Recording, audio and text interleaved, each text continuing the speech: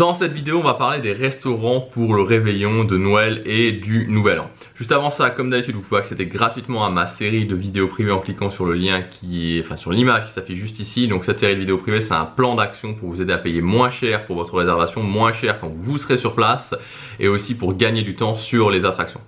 Alors vous allez me dire, on est en été, c'est pourquoi faire la vidéo d'hier et la vidéo d'il y a quelques temps et la vidéo d'aujourd'hui sur le réveillon de Noël et Nouvel An. Alors comme je vous ai dit, j'ai reçu des questions et en fait c'est une bonne idée en fait de commencer à réfléchir maintenant si vous voulez aller à Disneyland Paris pour le réveillon de Noël et Nouvel An.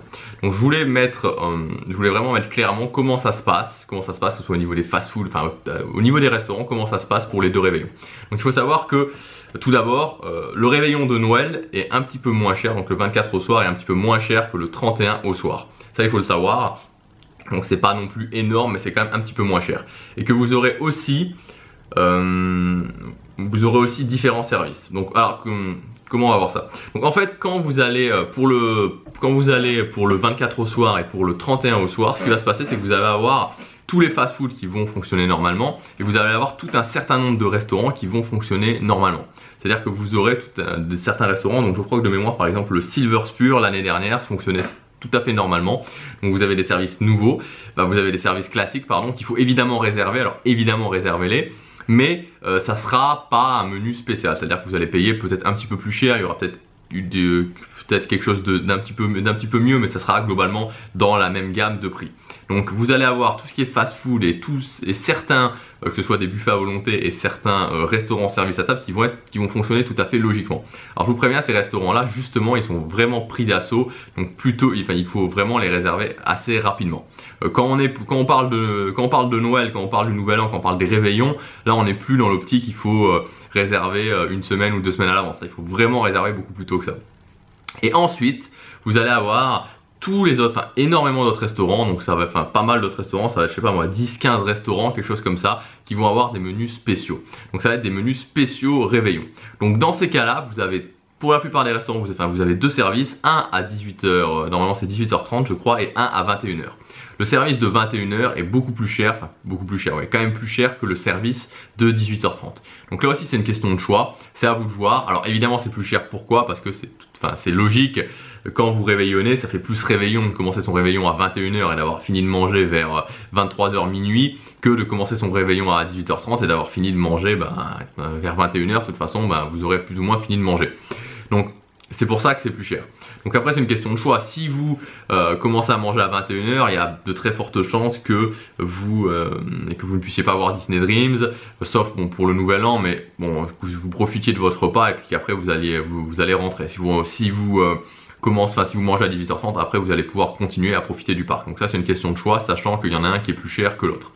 Et il y a aussi certains restaurants qui font, notamment je crois que c'était le cas du New York, du Manhattan l'année dernière, des repas à 20h et très souvent c'est des repas avec personnages. Il faut savoir aussi que le lendemain, vous avez le brunch de l'invention qui fait, donc le 25 et le 1er, donc un brunch de Noël et du 1er de l'an avec des personnages. Alors, donc ensuite concernant les prix, pardon parce que mes idées sont un petit peu mélangées, donc ensuite concernant les prix, là ça va être très cher, hein, donc je vous le cache pas, c'est très cher. Pour vous donner un ordre d'idée, moi j'ai fait le réveillon donc de 2014 à 2015, donc c'est le plus récent que j'ai fait.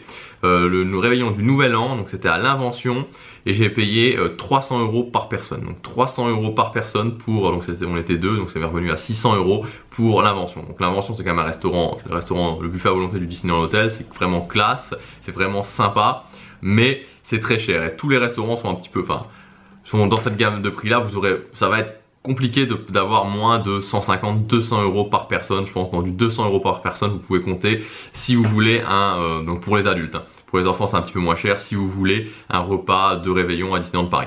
Donc c'est clairement un budget, donc c'est clairement là qu'il faut faire des économies sur sa réservation parce que forcément sinon ça devient très compliqué. Voilà un petit peu, donc il y a des menus spéciaux, les menus pour l'instant on les connaît pas chaque année, mais honnêtement le soir du réveillon que j'ai fait à l'Invention c'était juste incroyable, ce qu'il y avait c'était juste génial. Donc la qualité y est, le service y est aussi, maintenant le prix y est, donc c'est vraiment un budget. Donc pensez bien à ça si vous voulez passer votre 24 ou votre 31 à Disneyland Paris. c'est assez cher. Bon, maintenant, c'est pas spécial à Disneyland Paris parce que moi je me suis souvent posé la question quand je voulais aller à Paris pour ces soirs-là. Quand vous allez sur un restaurant sur Paris sur ces soirs-là, vous allez aussi en avoir pour 150 € par personne minimum, hein. Donc de toute façon, c'est un petit peu général. Quand vous voulez sortir, particulièrement pour le soir du 31, ça reste cher. Donc voilà ce que je voulais vous dire dans cette vidéo, comme ça vous savez un petit peu mieux, c'est-à-dire qu'il y a des fast-food, il y a des restaurants qui vont faire, que ce soit service à table ou buffet à volonté, qui vont faire des services normaux. Il n'y aura pas de prix supplémentaire, ça sera tout à fait classique. Et il y a des restaurants où là vous allez avoir un repas spécial, vous allez avoir un repas spécial et ça va être beaucoup plus cher. N'oubliez pas aussi que il y a notamment pour le 31, pour le décompte, et ça je le répète chaque année, il y a énormément de monde, hein. Donc faites, si vous voulez vraiment faire le décompte devant le château et pas être stressé, je vous conseille plutôt de prendre le service de 18h30. De toute façon on aura le temps d'en reparler, mais c'était pour que les gens qui me posent des questions puissent déjà s'organiser, et puis surtout c'est quelque chose qui est quand même à budgétiser à l'avance. On se retrouve très bientôt pour la prochaine vidéo, salut!